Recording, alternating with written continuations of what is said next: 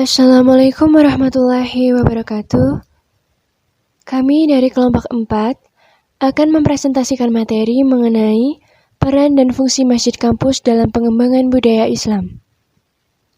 Sebelumnya perkenalkan, nama saya Evi Triana dan teman saya bernama Dwi Susanti.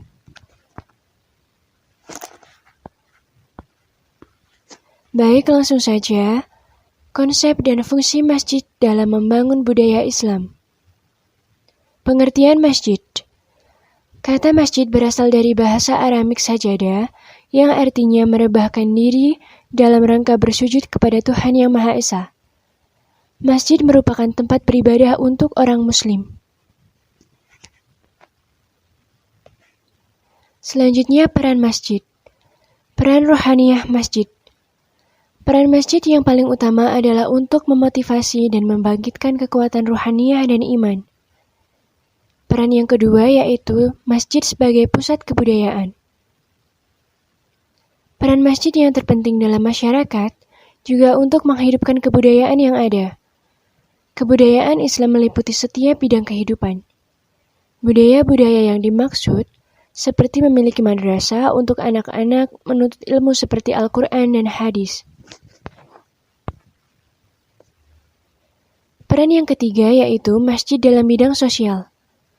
Dalam buku Supriyanto Abdullah, peran masjid dalam bidang sosial, yakni semua urusan kemasyarakatan, baik yang menyangkut urusan pribadi dan bersama, akan dibicarakan di dalam masjid. Dan segala keputusan akan diselesaikan semuanya di dalam masjid. Dengan keterangan di atas, peran masjid dapat membuktikan bahwa dalam urusan rohani maupun dunia dan kebendaan, saling terkait adalah sebagai pusatnya. Peran yang keempat, yaitu peran masjid dalam bidang politik. Sesungguhnya politik yang diterapkan dalam Islam adalah politik untuk menyeru manusia agar mereka dapat berserah diri secara mutlak kepada Allah dan menolak secara mutlak hal-hal yang bertentangan dengan kehendak Allah, dan agar saling menjaga hubungan yang selaras sesama manusia. Selanjutnya, fungsi masjid. Yang pertama, fungsi masjid pada masa kini. 1. Sebagai sentra peribadatan umat Islam, terutama dalam sholat 5 waktu. 2.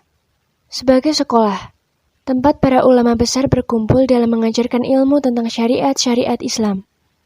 3. Tempat ibadah. 4. Tempat konsultasi dan komunikasi. 5. Tempat pendidikan. 6. Tempat santunan sosial. 7. Tempat pelatihan militer dan persiapan alat-alatnya. 8. Tempat pengobatan para korban perang. 9. Tempat perdamaian dan pengadilan sengketa. 10. Aula dan tempat menerima tamu. 11. Tempat menawan tahanan. 12. Pusat penerangan atau pembelaan agama. Baik, selanjutnya fungsi masjid pada masa Rasulullah. 1. Tempat latihan perang. 2. Balai pengobatan tentara muslim yang terluka. 3. Tempat tinggal sahabat yang ditinggal. 4. Tempat menerima tamu ketika urusan kaum Syafiq kepada Nabi SAW. 5. Tempat penahanan tahanan perang. 6. Rasulullah menggunakan masjid sebagai tempat penyelesaian perselisihan antara para sahabat. 7. Tempat bernaungnya orang musafir atau tunawisma. 8. Tempat menimba ilmu atau mencucikan jiwa dan raga. Selanjutnya konsep dan fungsi masjid kampus dalam membangun budaya Islam. Sebagai media pengembangan karakter keislaman mahasiswa, masjid kampus memiliki peranan penting dalam membangun dan membentuk karakter mahasiswa untuk peradaban Indonesia yang unggul. Dengan adanya masjid kampus, diharapkan mahasiswa dapat memanfaatkannya sebagai sarana untuk pengembangan kompetensi diri, memupuk dan memperkuat karakter diri, melakukan kajian-kajian keagamaan Islam, peribadatan maupun sebagai syiar Islam kepada masyarakat luas. Kegiatan-kegiatan yang mengembangkan karakter keislaman mahasiswa adalah sebagai berikut. 1. Masjid kampus dan suasana religius. Suasana kehidupan keagamaan di hampir setiap kampus perguruan tinggi dirasakan cukup semarak. Sebelum dikumandangkan azan, terdengar jelas alunan kalam ilahi dari menara masjid kampus ke setiap gedung perkantoran dan ruang kuliah. Sebagai isyarat, sudah dekatnya waktu sholat, sekaligus sebagai ajakan sholat berjamaah. Aktivitas kantor dan perkuliahan segera dihentikan sementara sampai habis waktu istirahat dan sholat berjamaah. Yang kedua, pembinaan sholat wajib 5 waktu. Tujuan pembinaan ini adalah menekankan pada upaya pembinaan sholat berjamaah dan terlaksananya ketertiban sholat 5 waktu agar mahasiswa mempunyai jiwa religius. Yang ketiga, pembinaan sholat Jumat. Bertujuan agar pelajar dapat melaksanakan sholat Jumat dengan lancar dan melatih kedisiplinan menjalankan sholat Jumat. Yang keempat, pembinaan kegiatan bulan Ramadan, seperti sholat tarawih, kuliah tarawih, kultum, iktikaf, dan tadarus Al-Quran. Yang kelima, program tutorial atau mentoring keislaman. Kegiatannya meliputi diskusi kelompok tentang pengembangan wawasan keislaman yang tidak dapat dibahas dalam materi perkuliahan pendidikan agama Islam dan pengajian ayat-ayat Al-Quran yang berkaitan dengan jurusan masing-masing. Organisasi ini merupakan kepanjangan dari kegiatan kokurikuler PAI yang membantu pelaksanaan tugas terstruktur bagi mahasiswa peserta mata kuliah PAI dan SPAI atau Seminar Pendidikan Agama Islam.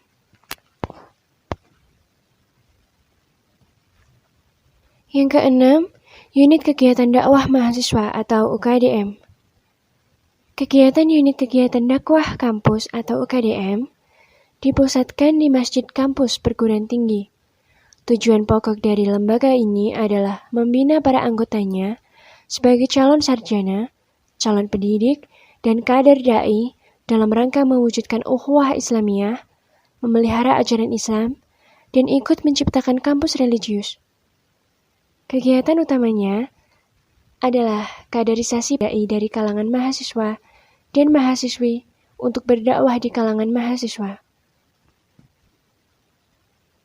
Yang ketujuh, subunit pengkajian Islam. Program kerja unit ini lebih berorientasi pada pengkajian isu-isu aktual yang berkembang di masyarakat. Isu tersebut dianalisis dari sudut pandang ajaran Islam, serta didiskusikan di bawah bimbingan para dosen pendidikan agama Islam dan SPAI. Yang kedelapan, Lembaga Pengkajian Ibadah Wanita Islam atau LPIWI. Tujuan didirikannya LPIWI adalah untuk meningkatkan pemahaman dan penghayatan para dosen putri dan mahasiswi terhadap ajaran sebagai nilai dan gagasan hidup yang harus diwujudkan dalam kehidupan nyata. LPIWI dijadikan wahana untuk membina dan mempersiapkan wanita sebagai sarjana, ilmuwan, guru, dan ibu rumah tangga yang solehah, meningkatkan kualitas sumber daya manusia, khususnya wanita, memupuk tanggung jawab sosial, serta membina kepekaan sosial dosen putri dan mahasiswi. Yang kesembilan adalah kegiatan Hari Raya Islam.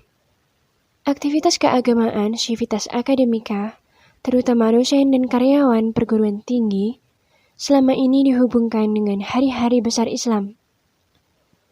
Universitas secara resmi menyelenggarakan kegiatan hari-hari besar Islam yang melibatkan seluruh sivitas akademika perguruan tinggi, menyambut Tahun Baru Hijriah, Maulid Nabi Muhammad, Isra Mi'raj, Nuzulul Quran, dan silaturahmi Idul Fitri, selalu diperingati dan mengundang pembicara tingkat nasional, atau sekurang-kurangnya tingkat regional.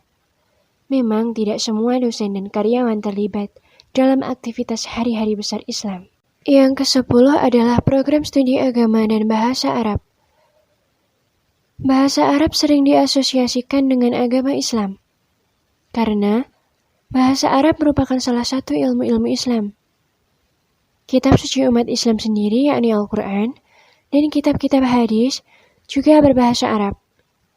Program studi bahasa Arab ini dapat dijadikan cikal bakal berdirinya prodi-prodi ilmu Islam lainnya, dalam rangka memperkokoh pembudayaan religiositas kampus.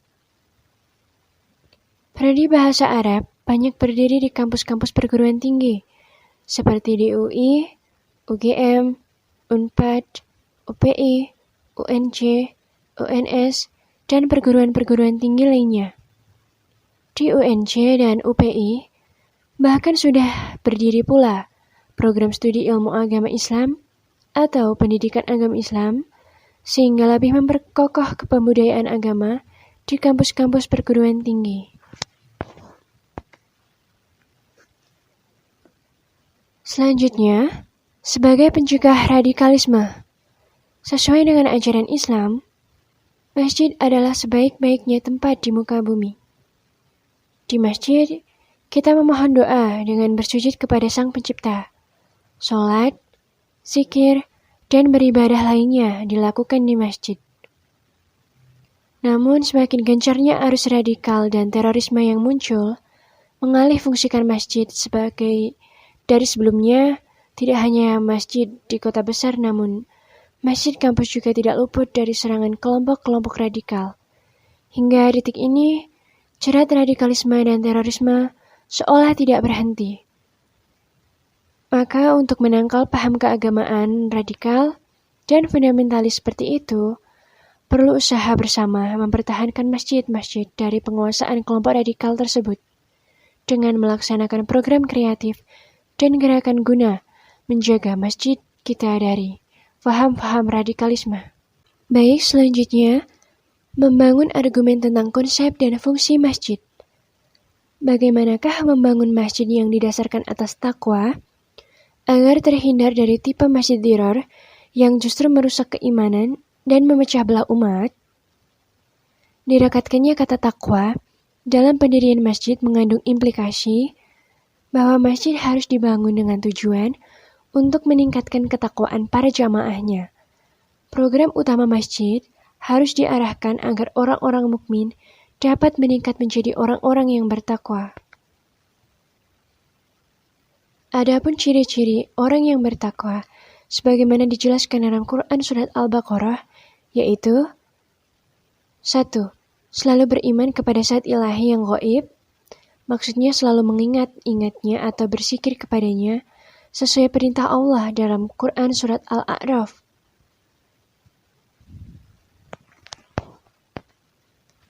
Yang kedua, selalu mendirikan sholat, yakni mengerjakan sholat secara khusyuk, yaitu berzikir, ingat pada saat bersolat, selama sholat selalu mengingat Allah, sesuai perintah Allah dalam Quran Surat Toha.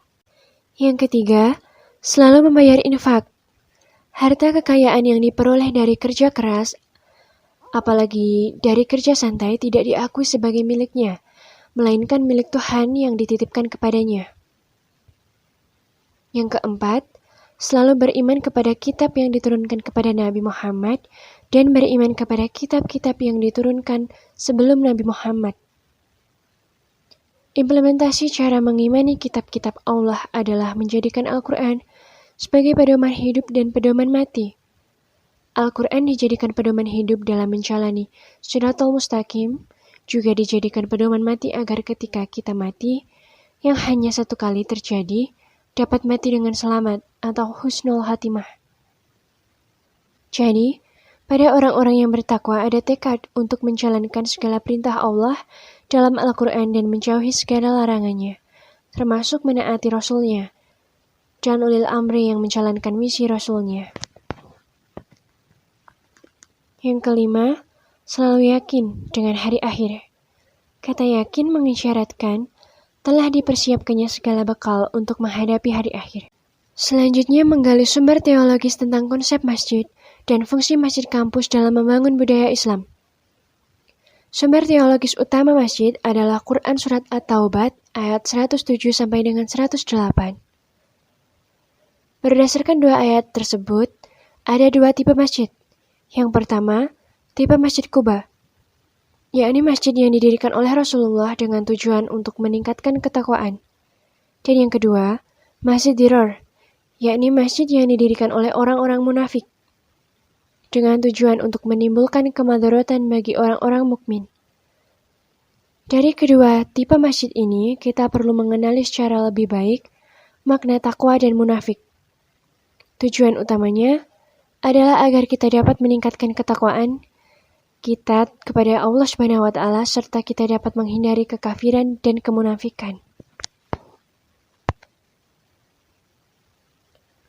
Terjemahan dan tafsir Al-Quran Surat At-Taubah ayat 107 sampai dengan 108 adalah, dan di antara orang-orang munafik itu, ada orang-orang yang mendirikan masjid untuk menimbulkan kemadharatan pada orang-orang mukmin, untuk kekafiran dan untuk memecah belah antara orang-orang mukmin, serta menunggu kedatangan orang-orang yang telah memerangi Allah dan Rasul-Nya sejak dahulu.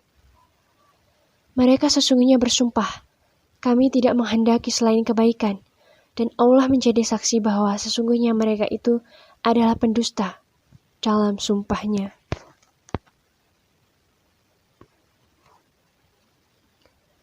Kandungan surat At-Taubah ayat 107 sampai dengan 108 ini menyinggung kisah Masjid Dirar, yang ringkasnya bahwa orang-orang munafik dengan alasan membantu orang-orang yang tidak mampu dan sakit, mereka membangun masjid di depan Masjid Quba.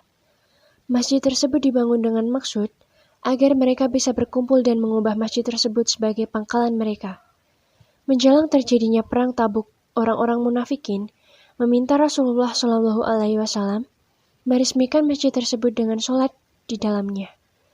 Akan tetapi Allah Subhanahu wa Ta'ala menurunkan surat At-Taubah ayat 107 sampai dengan 108 ini sebagai pemberitahuan untuk Rasulullah tentang niat busuk orang-orang munafik, bahwa masjid itu dibangun bukan untuk tujuan beribadah, akan tetapi untuk dijadikan sebagai pangkalan dalam melakukan konspirasi dan pemecahan di antara kaum muslimin. Oleh karena itu, Rasulullah memerintahkan para sahabat beliau untuk menghancurkan masjid tersebut dan kemudian tempat itu dijadikan tempat pembuangan sampah. Baik, sekian presentasi dari kami. Semoga bermanfaat. Mohon maaf atas segala kekurangan dan kesalahan. Wassalamualaikum warahmatullahi wabarakatuh.